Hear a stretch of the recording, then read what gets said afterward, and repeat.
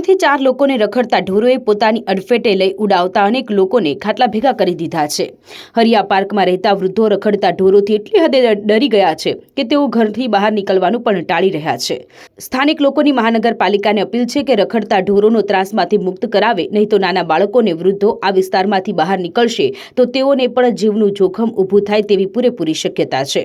હરિયા પાર્કમાં રહેતા ડોક્ટર સુરેન્દ્રસિંહ કૌર નામના એક 82 વર્ષના બાયપાસ કરેલા વૃદ્ધ પોતાની ઘરની બહાર ચાલી રહીને જઈ રહ્યા હતા તે દરમિયાન પાછળથી આવેલા એક બળદે તેમને હવામાં ફંગોળ્યા બાદ તેઓ જમીન નીચે પટકાતા હાથ પગ અને માથાના ભાગે ગંભીર ઇજાઓ પહોંચી હતી। જોકે તે ઘટના બાદ સંપૂર્ણપણે તેઓ ડરી ગયા હતા। એટલું જ નહીં, એક અઠવાડિયા પહેલા નિલેશભાઈ પ્રજાપતિ નામના એક 75 વર્ષીય વૃદ્ધને ચાલીને મંદિર જઈ રહ્યા હતા ત્યારે બળદેવ શિંગડા મારતા હવામાં ઉછાળી તેઓ પણ નીચે પડતા પાછળના ભાગે હાડકું તૂટી જતા તેઓને સંપૂર્ણપણે પથારીવશ થઈ ગયા છે। તેઓને થાપાના ભાગે હાડકું તૂટી જતા ઓપરેશન કરવાની ફરજ પડી છે અને હાલમાં છેલ્લા 1 માસથી તેઓ પથારીવશ છે। ત્યારે હરિયા પાર્ક વિસ્તારમાં રખડતા ઢોરોનો આતંક વધી જવા પામ્યો છે। તેના કારણે બાળકો, મહિલાઓ અને વૃદ્ધોમાં ડરનો માહોલ છે। મહાનગરપાલિકા વિસ્તારમાંથી રખડતા ઢોરોને દૂર કરે અને તેમના આ ત્રાસથી લોકોને મુક્ત करावे तेरी मांग उठी है। नरेश भाई प्रजापति। देखिए, सवेरे 6 बजे उठ गया था मैं, और मेरे घर के पीछे से ही मैं एक लंबा राउंड मार के आया तो देखा तो सामने की ओर एक सांड खड़ा हुआ था बहुत बड़ा। तो मैं उसके थोड़ा सा आगे से निकलता हुआ मैं अपने घर की तरफ आ रहा था, और वो जो सांड था वो आते ही पीछे से उसने मुझे ऐसा उछाला कि मैं रोड पर गिर गया। और गिरने के बाद में मैंने किसी स्कूटर वाले को बोला, भाई मेरी हेल्प करो, ये मुझे मार देगा। तो वो लोग रुक गए, उन्होंने वो सांड को हटाया और मुझे यहाँ घर तक पहुँचाया। घटना हरिया पार्क में मेरे बेंगलोर के सामने घटी। ऐसे कुछ आगे भी हादसा हुआ है।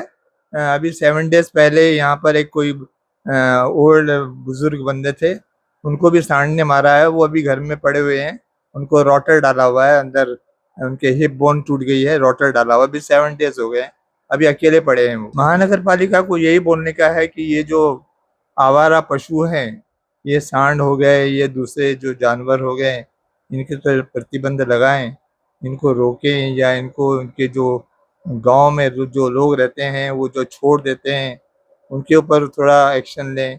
ताकि आज मेरे साथ में ये घटना घटी है, कल कोई बच्चे के साथ में भी घट सकती है, बच्चे को भी उड़ा सकते हैं, या कोई वृद्ध दंपत्ति है उनको भी उड़ा सकते हैं।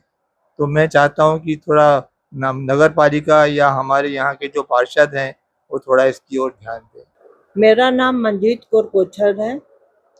मैं ये सब बोलना चाहती हूँ कि मैं हरिया पार्क से बोल रही हूँ। हमारे यहाँ पर बहुत सारे गाय, सांड जैसे किसी ने छोड़ दिए हों, बड़े बड़े सांड हैं जो रोड के ऊपर घूमते हैं। सबका सड़क से जाना भी दूभर हो गया है। अभी किसी ने डॉक्टर साहब का हाल पूछने के लिए बोला, वो बोलते हैं कि हमने घर से निकलना तक बंद कर दिया है क्योंकि हम जा ही नहीं सकते। तो आज हमारे साथ हुआ है, किसी के साथ भी हो सकता है।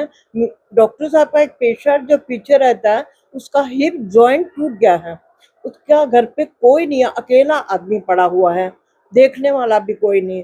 तो मैं ये नगर पालिका से रिक्वेस्ट करना चाहती हूँ कि जल्दी से जल्दी इस ओर ध्यान दिया जाए।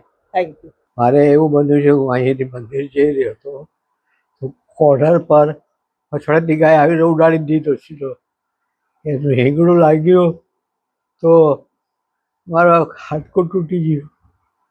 ડૉક્ટર પાસે ગયો, ત્યાંથી હોસ્પિટલમાં લઈ ગયા। આવી બીમારી 1 મહિના ઉપર થઈ ગયો, નથી ચલાતો, નથી ઊભું થવાતું, નથી, ખાલી બેસી રહ્યો છું, સૂતો પડ્યો।